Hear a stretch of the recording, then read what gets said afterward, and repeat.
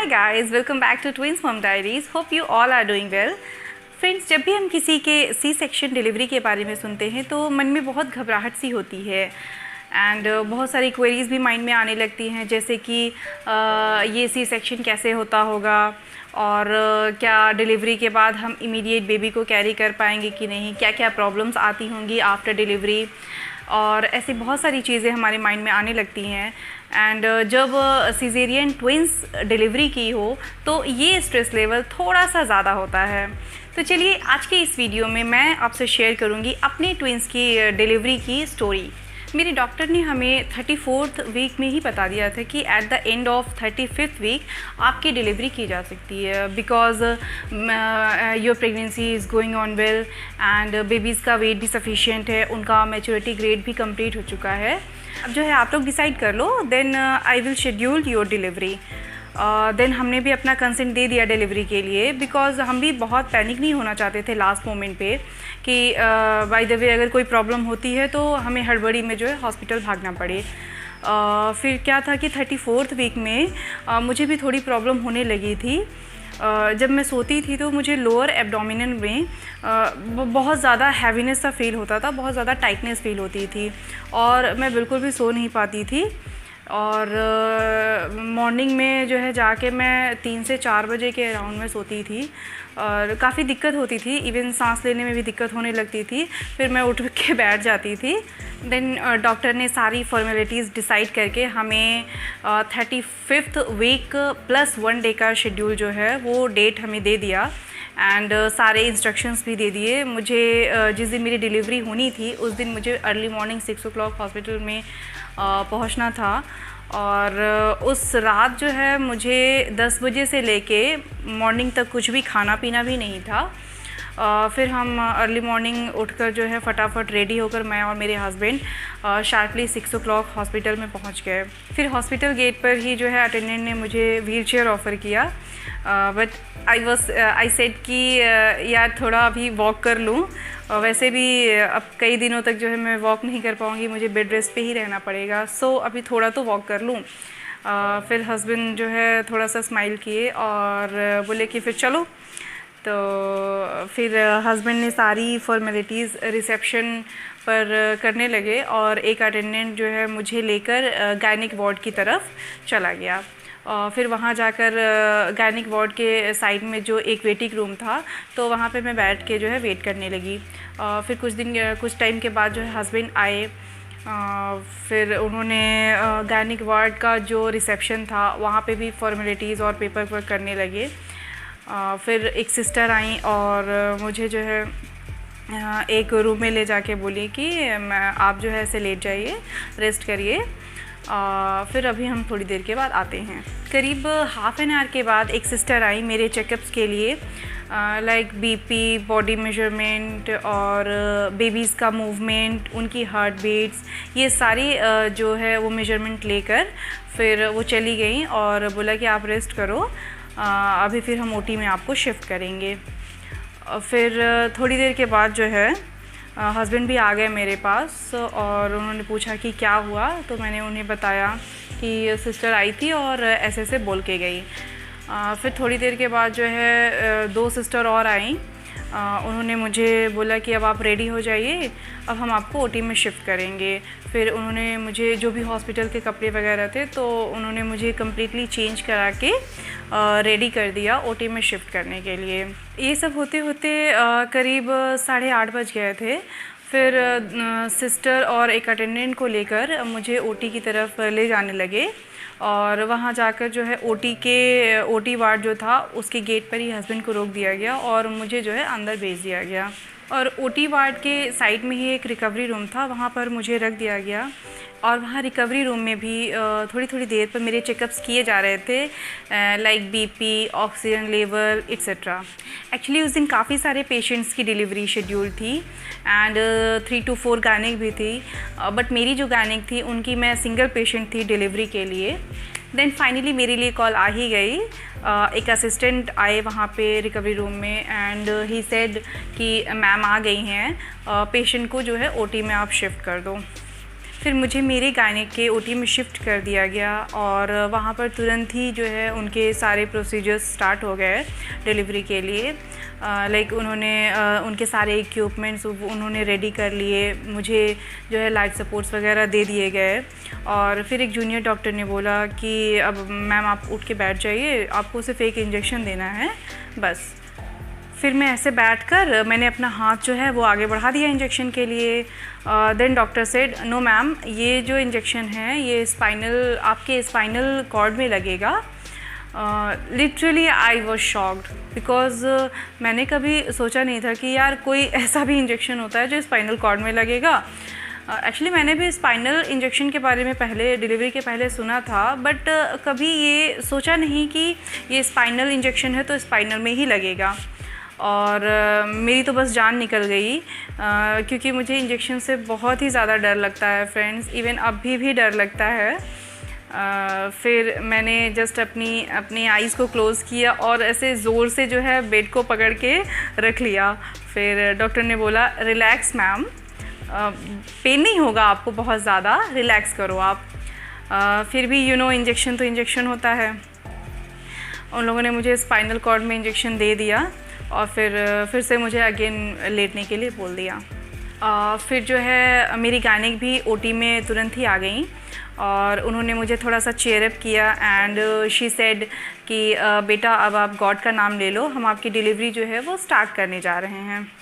फिर मेरे फ्रंट में इस तरह से ऐसे एक क्लोथ से कवरअप कर दिया गया and after few minutes baby के रोने की आवाज़ आई एंड डॉक्टर ने बोला कि कंग्रेचुलेशंस आरती, आपकी जो फर्स्ट ट्विन है वो बेबी गर्ल है and tell me next what do you want.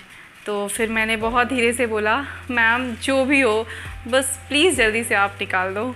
फिर जो है नेक्स्ट सेकंड बेबी की भी क्राइंग साउंड आ गई and doctor said again congrats Aarti, तेरे पास तो दो एंजल्स आ गई, मीन्स तेरी जो है वो सेकंड बेबी भी बेबी गर्ल ही है।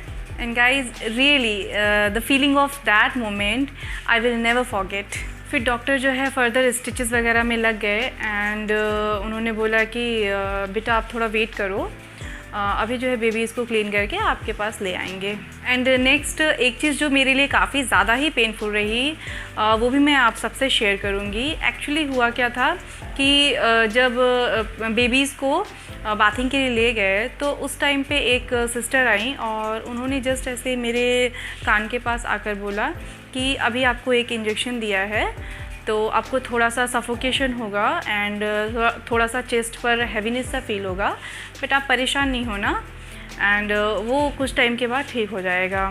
फिर मैंने धीरे से बोला okay, but after few seconds मुझे प्रॉब्लम होने लगी, मुझे बहुत ही ज़्यादा सफोकेशन फील होने लगा और ऐसा फील हो रहा था कि जैसे बहुत हैवी सा वेट जो है मेरे वो ऐसे चेस्ट पे रख कर पुश किया जा रहा हो, इतनी ज़्यादा प्रॉब्लम हो रही थी कि जैसे मुझे लग रहा था कि मैं सांस भी नहीं ले पा रही हूँ एंड रियली बहुत ज़्यादा परेशानी हो रही थी, even I can't tell you right now. और उसी टाइम जो है सिस्टर जो है दोनों बेबीज़ को लेके आई और मेरे पास लाके मदर टच देने के लिए मेरे ऐसे दोनों साइड में ऐसे मुझे टच करा के रख दिया। बट वो टाइम पे जिस दर्द से मैं गुज़र रही थी, एक्चुअली सच बताऊं तो मैंने बेबीज़ के टच को फ़ील ही नहीं कर पाई एंड जस्ट मैंने उनको देखकर एक छोटी सी स्माइल दी और फिर सिस्टर्स ने बोला कि अभी जो है बेबीज़ को हम NICU में शिफ्ट करेंगे कुछ टाइम के लिए और कुछ ऑब्जर्वेशंस के बाद जो है हम आपके पास दोबारा से लेके आएंगे। फिर उनके जाने के बाद थोड़ी देर में वो जो मेरा सफोकेटिव सा पेन था वो भी नॉर्मल हो गया एंड मैंने डॉक्टर से पूछा कि मैम मेरी बेबीज़ तो नॉर्मल है ना?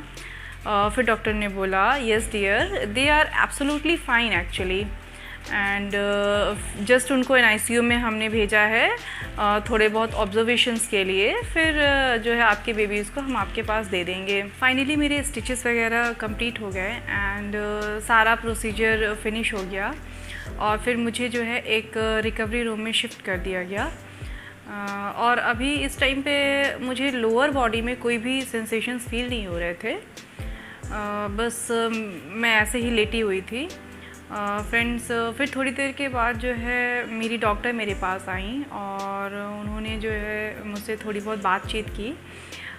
फिर क्या था कि रिसेप्शनिस्ट से उन्होंने कॉल कराकर हस्बैंड को भी बुला लिया।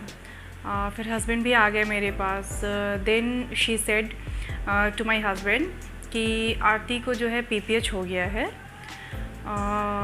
तो लेट्स सी कि हम इसको कैसे कंट्रोल करते हैं। मैं सुन तो सब रही थी बट मुझे कुछ समझ में नहीं आ रहा था।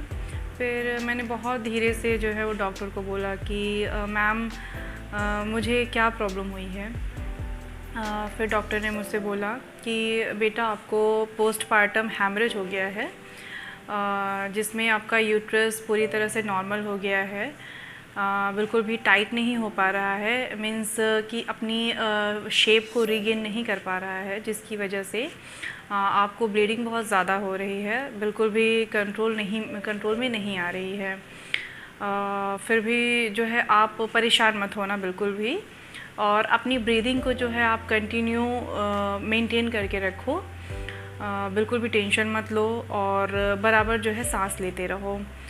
हम जो है वो देखते हैं अभी और सब कुछ ठीक हो जाएगा। डॉक्टर जो है वो मेरी टमी को बार बार प्रेस कर रही थी कि सो दैट यूट्रस जो है will come into its original shape. But उस टाइम पे जो मुझे पेन हो रहा था लिटरली वो अल्टीमेट था। मीन्स मुझे इतना ज़्यादा पेन हो रहा था कि उस टाइम पे मोमेंटली मेरे दिमाग में ये आ रहा था कि यार मैं प्रेग्नेंट क्यों हुई, मुझे इतना ज़्यादा पेन हो रहा है, मुझे प्रेग्नेंट ही नहीं होना था। ये सब चीज़ें मेरे माइंड में आने लगी थी। फिर क्या था कि ये सिचुएशन जो है मेरे डॉक्टर से कंट्रोल बिल्कुल भी नहीं हो पा रही थी।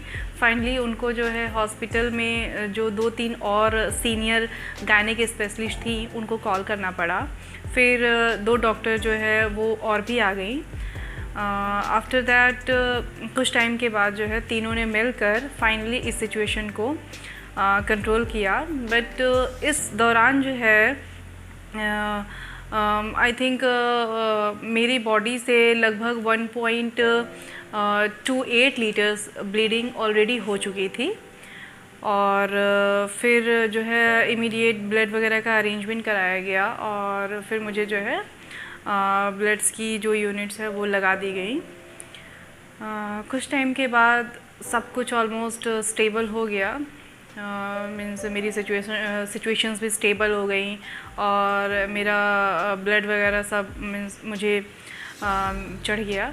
उसके बाद जो है मुझे फर्दर एक दूसरे रिकवरी रूम, जिसको शायद HDU करके मीन्स मेंशन किया गया था, उसमें शिफ्ट कर दिया गया। वहाँ पे सब लोग थे, मेरी मम्मी थी, भाई था, हस्बैंड भी थे। उन सबको देख के मैं और भी ज़्यादा इमोशनल हो गई। मीन्स मुझे और भी रोना आने लगा था, बट फिर भी मैंने खुद को कंट्रोल किया।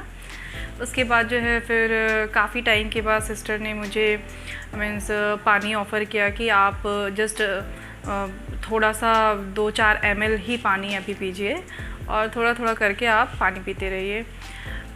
फिर उसके बाद मेरी डॉक्टर भी बीच बीच में आ रही थी और मेरा स्टेटस लेने के लिए, और मुझसे मेरा मीन्स पेन वगैरह ये सब भी पूछ रही थी, डिस्कस कर रही थी। फिर ऐसे करते करते जो है शाम हो गई। फिर शाम को जो है वहाँ पे मीन्स उस HDU रूम में और भी मदर्स थी, तो शाम को सभी मदर्स की जो बेबीज़ थी उनको दे दिया गया। बट स्टिल मेरे बेबीज़ को मैंने देखा भी नहीं अभी तक शाम को। बस वही एक बार जो है डिलीवरी के टाइम पे दिखाया गया था। एज़ यू नो कि मुझे कितना ज़्यादा पेन हो रहा था, तो फिर मैंने ध्यान से देखा भी नहीं था उनको, और बहुत ज़्यादा वेट कर रही थी कि कब बेबीज़ मेरे पास आएंगी, कब मैं उनको मीन्स थोड़ा सा टच करूँगी, और ये सब चीज़ें हो रही थी। बट शाम को सबके बेबीज़ उनके पास, सारी मदर्स के पास आ गए थे, बट मेरे बेबीज़ ही नहीं आए। फिर मैंने और हस्बैंड ने सिस्टर से और डॉक्टर्स वगैरह से पूछा वहाँ पे कि ऐसा क्यों है, तो फिर उन्होंने पता करके NICU में फिर हमें इन्फॉर्म किया कि एज़ यू नो कि आपकी एक बेबी के जो बॉडी पैरामीटर्स है वो अभी भी थोड़े से फ्लक्चुएट हो रहे हैं, तो लेट्स सी, एक आध दिन उनको अभी और हम रखेंगे NICU में, देन आपको हम दे देंगे। तो ऐसे करके जो है फिर वेट करते करते मैंने 2 दिन बिताया। गाइज़ उस 2 दिन में मुझे जो मेरा जो फिज़िकल पेन था उससे कहीं ज़्यादा पेनफुल ये था कि इतना पेन फेस करने के बाद भी मेरे बेबीज़ मेरे पास नहीं थे। ये सिचुएशन मेरे लिए और भी पेनफुल थी, बट फिर क्या कर सकते हैं, अभी बेबीज़ को भी देखना है, मीन्स उनका भी फ़िज़िकल कंडीशन देखना था मुझे। तो मैंने खुद के इमोशंस को कंट्रोल किया और वेट करती रही, evening to morning, morning to evening, ऐसे करके फिर 2 दिन बीत गए। और 2 दिन के बाद जो है बेबीज़ फाइनली मुझे मिल गए और मैंने उनको फिर देखते ही उस टाइम पे एक्चुअली मेरी आंखों में थोड़ा आंसू आ गया था। उस मोमेंट में डिलीवरी से ज़्यादा जो डिलीवरी टाइम का जो मोमेंट था उनको देखने का, उससे कहीं ज़्यादा इमोशनल मैं उस मोमेंट पे हुई। मीन्स आफ्टर 2 डेज़ के बाद जब बेबीज़ मुझे मिले, फिर सब लोग मीन्स काफ़ी खुश हो गए, जो भी वहाँ पे थे, भाई हस्बैंड एंड मम्मी वगैरह जो भी थी, सब लोग काफ़ी खुश हुए। फिर हम लोगों को नेक्स्ट डे जो है डिस्चार्ज कर दिया गया था। एक्चुअली हमें तीसरे दिन डिस्चार्ज करना था, but because of my issue, क्योंकि मुझे PPH हो गया था, तो डॉक्टर सेड कि आपको हम 1 दिन एक्स्ट्रा जो है अपने ऑब्जर्वेशन में रखेंगे। तो इस तरह से पूरे 4 दिन के बाद मुझे हॉस्पिटल से डिस्चार्ज मिल गया और 4 दिन के बाद जो है हम हॉस्पिटल से घर आ गए। हम सब काफ़ी खुश थे।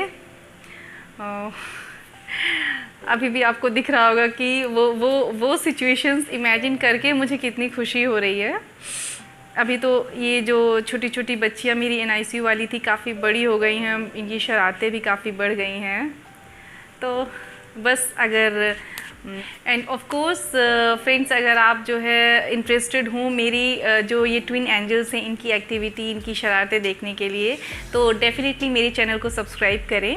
और ये वीडियो आपको अगर अच्छी लगी हो तो प्लीज़ मेरी वीडियो को लाइक ज़रूर करें और प्लस चैनल को सब्सक्राइब भी करें। गाइज़, ये थी मेरी डिलीवरी की स्टोरी, मेरा C-सेक्शन डिलीवरी स्टोरी। होप ये वीडियो आपके लिए हेल्पफुल हो। एंड मैंने कोशिश काफ़ी की है कि जो मेरे एक्सपीरियंस थे, जो मेरे पर्सनल एक्सपीरियंसेस थे अबाउट माय C-सेक्शन, वो मैं आपसे शेयर कर सकूं। इन केस अगर कुछ चीज़ें ऐसी रह गई होंगी जो मैं आपसे शेयर ना कर पाई हूँ, तो डेफ़िनेटली मैं मेरे नेक्स्ट वीडियो में उसको इंक्लूड करूँगी। और जो है ऑल्सो अगर आपकी कोई क्वेरीज़ हो तो कमेंट सेक्शन में जाकर कमेंट ज़रूर करें। Okay then, bye bye.